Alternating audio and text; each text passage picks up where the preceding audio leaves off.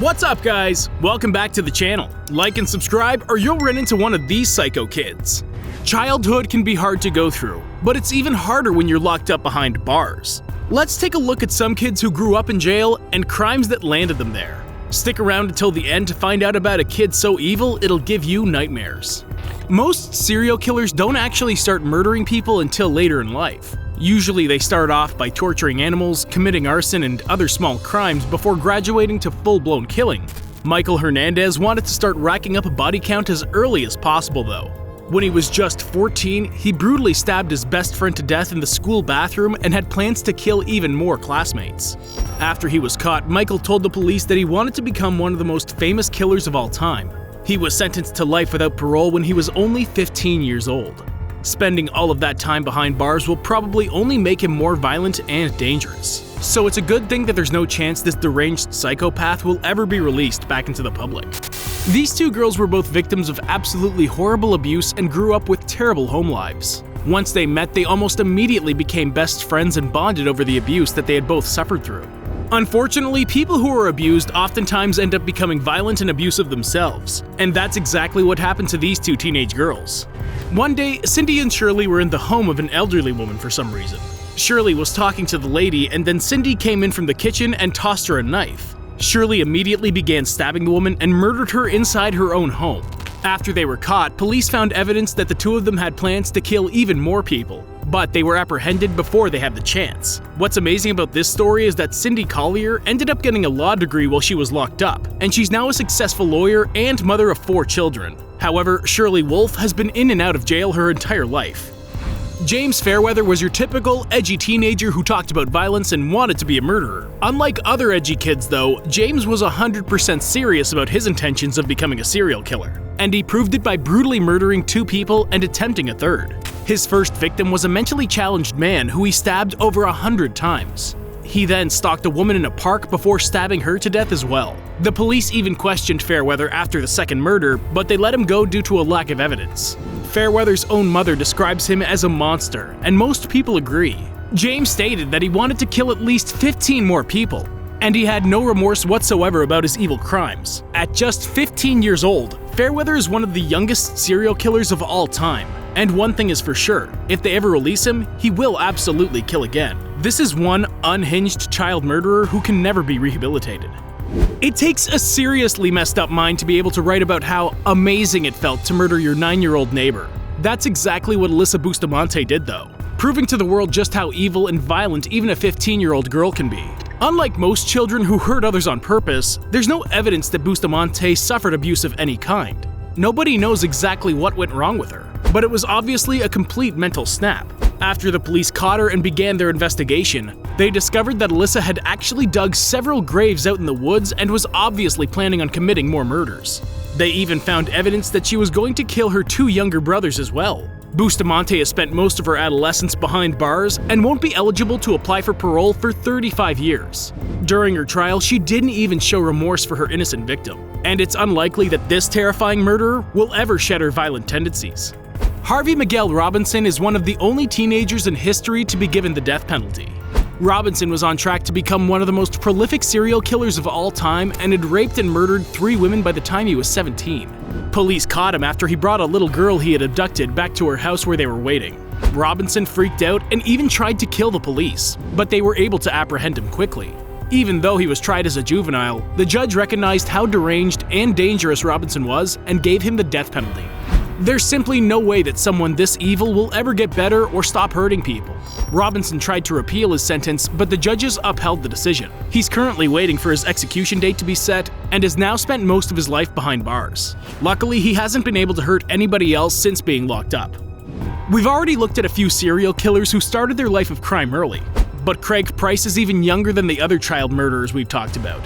He was only 13 years old when he claimed his first victim. After breaking into her house, Price stabbed his 8-year-old neighbor to death and managed to get away without being caught. A couple of years after this brutal slaying, Price went on a rampage and killed 3 more people in his neighborhood. The police finally arrested him after this, and he was quickly sent behind bars. What's unusual about Craig Price is that he didn't seem to have a certain kind of victim that he preferred. Most serial killers only kill people who fit into a specific category, like age, race, or gender.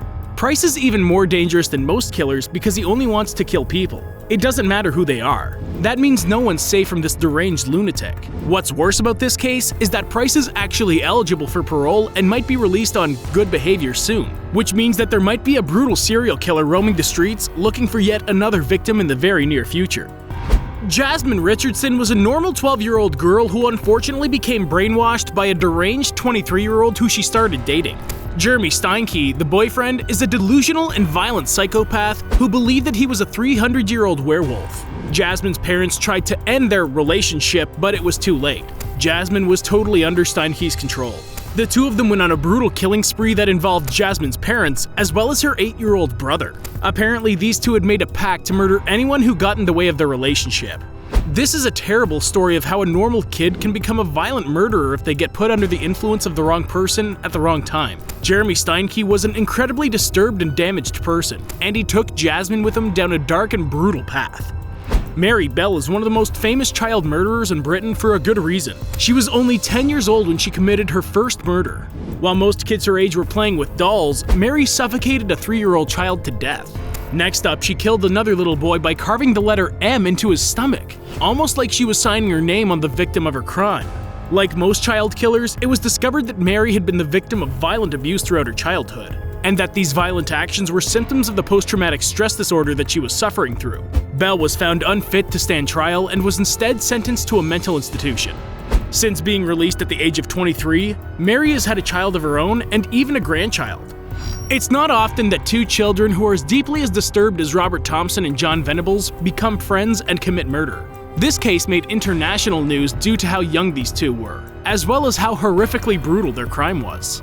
Thompson and Venables were 10 and 11 years old when they murdered 2-year-old James Bulger. The two boys abducted James from the mall and brought them to the railroad tracks, and there they began to torture him to death. After they killed him, they placed James's body on the tracks so that the train would run over it. The crazy thing about this story is that both of these deranged psychopaths were released from prison when they were 18. Unsurprisingly, Venables has since been arrested again and is back behind bars, but Thompson is now a free man, even after committing one of the most brutal and shocking murders ever. As another child who was given a life sentence, John Silva would have most likely been given the death penalty if he had been tried as an adult. When he was 15, Silva abducted his friend, murdered him in brutal fashion, and then dumped his body in a septic tank. Due to the brutality and extensive planning that went into this crime, the judge realized that Silva was too deranged to ever be given freedom. Not only was he given life behind bars, there's also no possibility of him being paroled. He spent most of his childhood in prison, and he'll spend all of his adult years there too. Brian Lee Draper and Tori Michael Adamsick were two normal 16-year-old boys. At least everyone thought they were. In reality, they were both violent psychopaths who bonded over their interest in murder and mayhem. Draper and Adamsick broke into one of their classmates' homes one night and brutally murdered her by stabbing her 29 times. They had plans to kill even more classmates but were quickly apprehended by the police. When questioned, they both blamed each other, as well as violent movies. But it was obvious that both of them were just as guilty as the other. Draper and Adamsick are now both serving life sentences.